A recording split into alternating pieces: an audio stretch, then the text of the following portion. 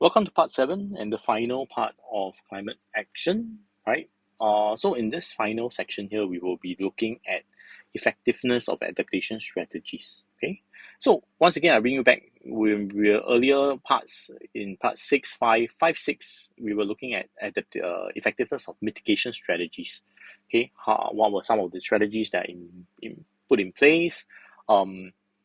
And whether they are effective and what were their various limitations. So once again, in this particular section 7 here, we are looking at strategies that work in terms of adapting to climate change.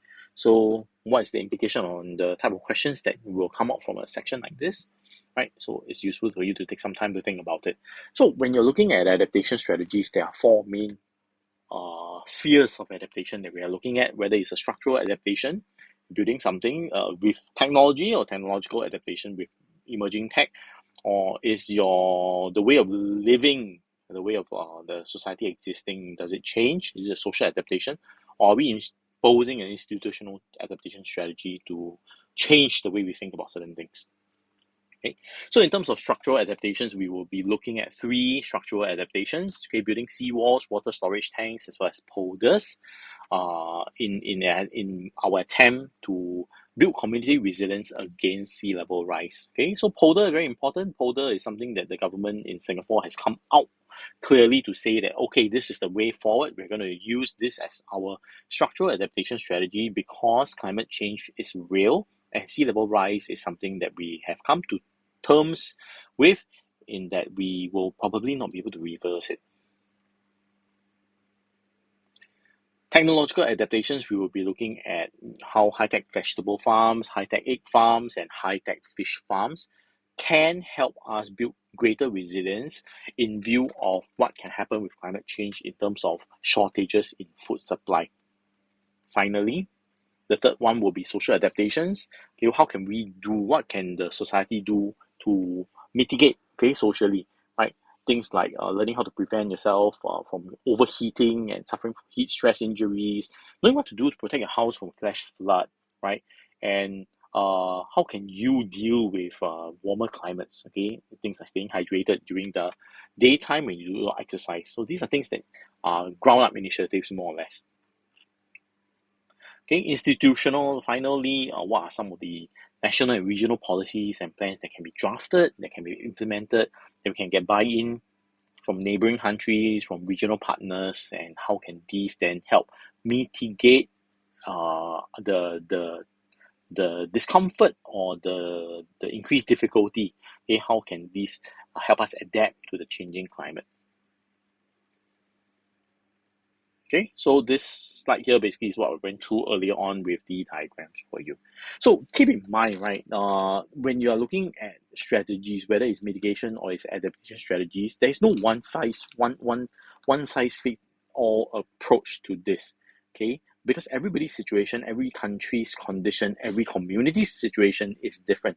You have different access to things like your technology, your economic standing at a moment in time, how tight your society is, how independent your people are, and whether you are able to implement and monitor whatever is instituted in terms of an institutional change.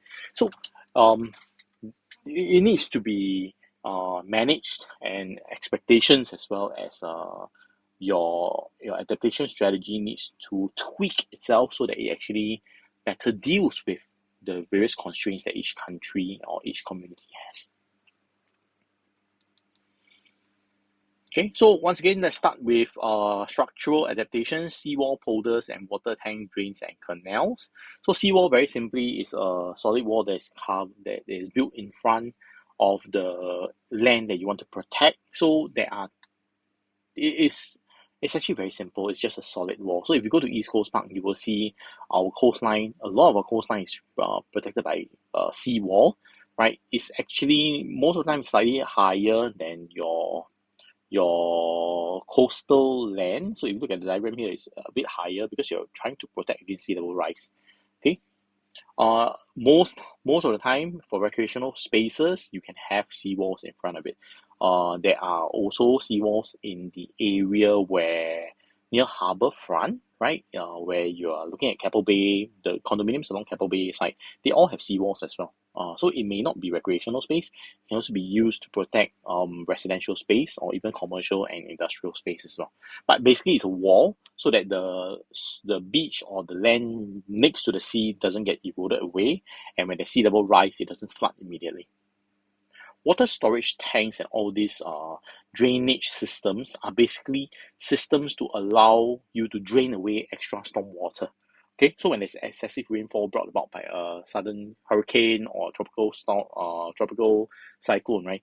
There's a lot more water on the land itself. So these are drainage systems that allow the water, this excess storm water, to quickly drain away from the land, so the land doesn't flood. Okay, so Singapore is very has been on this system for many, many years. We continue to dredge and deepen our drains and canals and build even more underwater storage tanks. So near school, right outside where you do your fit run, you will see Alexandra Canal. Okay, Alexandra Canal is a humongous drainage system as a monsoon drain. Actually, it's been beautified to the point where you don't really think it's a nasty uh, monsoon drain, but it is nonetheless still a monsoon drain. So its function is to drain away any sort of sudden increase in surface rainfall that is captured when there are severe rainstorms. Polders are barriers that are built around your land to protect the land. Okay, so they are basically a series of dikes. Okay, a barrier that is built. So when you build this up, what happens is you have water that was previously below this level trapped inside like a lagoon. Then this water can be pumped out of the polder, and you will have land that can be used. So who uses this? Okay, traditionally Holland, the Netherlands, have been using polders to protect their communities from river and sea flooding since the 12th century. So in 2016, we actually started building polders at Pulau Tekong to explore this. Okay, it has been pretty effective. So the government is thinking of using this extensively to protect Singapore against sea level rise for the next century and more. So this is PM Lee, Prime Minister Lee Hsien Loong, who mentioned during National Day rally how the government hopes to use polders to protect the country against sea level rise. So this video can be found within the playlist. So please go and view the video, right? Limitations on structural adaptations. I think one of the biggest limitations you must remember is money, right? So your country can know about all this, but they cannot implement if they don't have the money to do this. So many a times when you think about other countries, right, why is it that how ignorant can they be, right? Why do they have to continue to suffer through flood after flood after flood? Why don't they just do some structural adaptation? It's not that they don't know. Please bear in mind that not every country is the same. So there are countries who just don't have the financial ability to implement some of these adaptation strategies. Social strategies, many a times your communities may not want to do it. They may not want to relocate. They may resist, even though they know when a flood comes, they are affected very badly. But it could be an emotional thing. It could be a legacy issue. It could be simply because they have no money to go elsewhere. But socially, from this idea of community-based relocation, self-protection, right? Many times they just don't have the ability to do that, and then they resist. Okay, they resist. What can the government do, right? You think about it. Can the government send the soldiers in and forcibly force everybody out? I guess you can, but then where are they going to go? Okay, so are you creating a larger problem by trying to solve one problem? You create a larger one. So this is also why many times countries are unable or unwilling to take steps that will affect your large swarms of your population in this manner, because it doesn't. There's no happy ending out of it. In terms of technological adaptations, right, we can look at it in terms of what can be done to produce more food so that food security is maintained. Okay, so in terms of food security wise, what are we looking at then? We are looking at, for example, SG Food Story. This video here is also in your playlist, right? This tells you our new 2030 goal for food self-sufficiency, right? Where we hope to be able to produce 30% of all our food needs by 2030. Okay.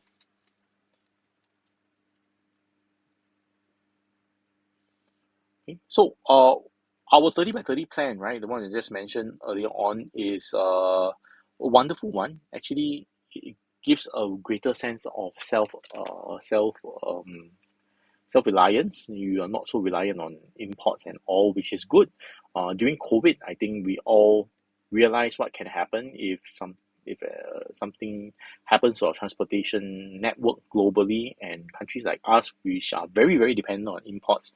If people cut us off, we're cut off lah. Okay, so one of the key things with this is economically you must be able to do it because this is expensive. Okay, this is expensive. High-tech farms, automation, all these are really, really expensive. So if your country doesn't have enough funding to push your farmers towards high-tech farming, okay, and your people don't have enough money to buy the more costly food sources like this, then it will not self-sustain. So this is important. Okay, so raising awareness and educating your community are both very important in terms of trying to do social and institutional adaptation strategies. Okay, what we are trying to do here is to reduce vulnerability. That's it. We're not trying to replace, because in many cases for small import-based countries like us, there's no way you can produce 100% of your food. Okay, Malaysia can, Indonesia can, China definitely can, right? America can do it too, but we can't. We just don't have the space, right? If you were to remove all non-Singaporeans from Singapore, you're still not going to have enough space. So it isn't a matter of the residents, the people who work here, the foreigners who work here. It isn't that, right? It really isn't that. It's just we really just don't have enough space. Where are you going to plant, right? So many a times the goal isn't to remove vulnerability, but is to reduce vulnerability. Therefore, it's an adaptation strategy. Okay, right? So what to do, right? Social adaptations very important. So in times of flood, do you know what to do? So this video here in your playlist is adaptation strategy that is imposed. Okay. Of course, we can also use things like posters, infographics, whether you use them in school, use them at the notice board at the bottom of a condo or in the HDB lift area notice board. These serve to educate and inform the local community. Okay. Limitations wise, when you need to do adaptation, it incurs inconvenience. So bear in mind, right? Humans are lazy. I've said this many times, but humans are innately lazy. We will choose the path of least resistance and greatest familiarity. So for them to change their behavior, it is not always easy, right? So that is one key limitation for social adaptations. They will always ask, why? Why must I do it? I can't just do the same thing, okay? So in terms of larger scale institutional adaptation, right? What happens when you talk about communities within the region? Okay, these are basically national and regional policies that can be implemented, but it needs coordination. Okay, so you think about it when you try to coordinate something with your friends in terms of doing a project, how easy is it all the time? Okay, I'm very sure we all had those projects where you just want to strangle one of your members, right? So if on a very small scale you have these issues, can you imagine trying to coordinate a policy that affects 5 countries or even 9 countries like ASEAN, right? So your ability to organize these strategies and have a larger scale impact for this is not always an easy thing. Okay. So national policies internally, what are some of these things that we have? We have the Ministry of Sustainability and Environment, which is a ministry that looks at how we can become more climate resilient. They work with things like the Center for Climate Research in Singapore, okay, which actually does the research and tells you the data.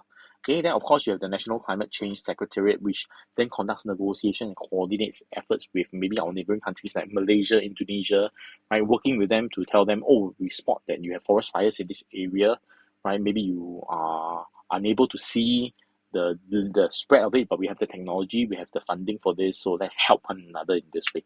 Because things like the haze affect everybody in the region, but it originates in one place. It's not within our control, but we do continue to negotiate and provide help for this kind of things. Regional policies, ASEAN has quite a few, increasingly, it has quite a few attempts to deal with climate change as it slowly dawns on everybody in the area that your development cannot come at the expense of the global climate change and global warming. Okay, so this ASEAN Cooperation on Environmental Institution Framework, this framework here is actually many subcommittees working together across all the ASEAN states and countries to deal with and to adapt their strategies of growth so that it doesn't destroy the environment.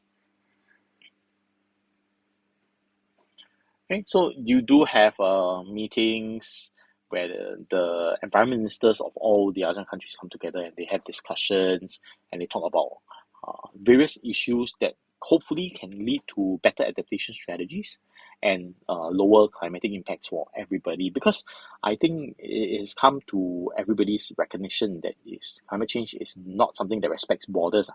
Okay, so if the impact and implication doesn't respect borders, the strategies that are put in place cannot be held within. I deal with mine, you deal with yours. It doesn't work that way. Okay, so international strategies like this do play a very important role. Okay, but limitations. Everybody has their own priorities, right? That everybody has their own agenda. Okay, so within they all want something out of the actual implementation. They want something different out of the actual implementation, so that often works against the actual implementation of strategies. Okay, and of course, as you can see here, budgeting and finance, everybody has a different level of affluence and ability to deal with certain things. So once again, when you think of strategies like this, think back to what we talked about at the Earth Summit. Okay, what should developed countries in the region do then? Do you expect them to do more? Do you expect them to contribute? Do you expect them to provide funding? Okay, or to co-pay for some of these things? Now, who is this developed country we're talking about in ASEAN? There's only one developed country in the entire ASEAN group, and that is Singapore.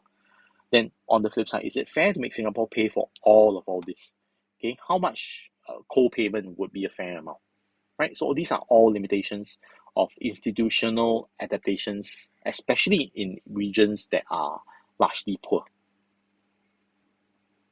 Okay, now this is my carbon footprint link. It's something very fun that you can try. It actually allows you to know what your carbon footprint is.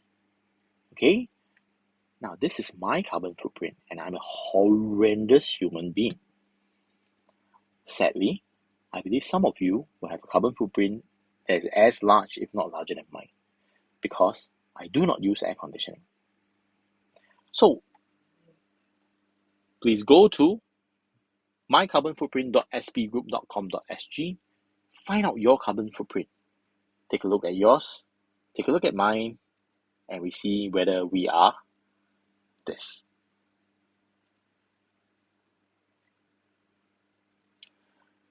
So with that, we come to the end of topic 3, Gateway Climate Action. So please remember to go and complete your topic 3 Gateway assignment. Now, if you don't have access to a printer, you do not need to print the worksheet out. You can answer the questions on foolscap paper, but bear in mind the submission is term 1 week 2. Okay, it needs to be submitted to your job teachers for marking. So hope you enjoyed the video series and have a good time with the assignment.